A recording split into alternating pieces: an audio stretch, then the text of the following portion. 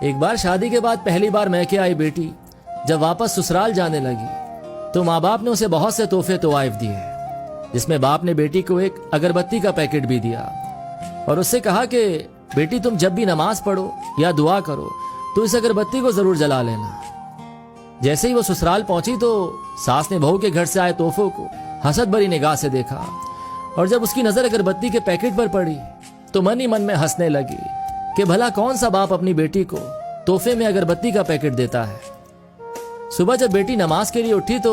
اس نے باپ کے دیے ہوئے اگربتی کے پیکٹ کو کھولا تو اس میں سے ایک چٹھی بھی نکلی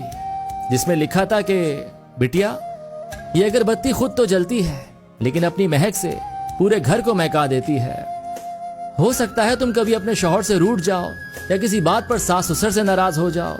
دیور یا ننن کی کوئی بات تمہیں بری لگ جائے تو تم میری دی ہوئی اس نصیحت کو یاد رکھنا، اس اگربتی کی طرح جلنا۔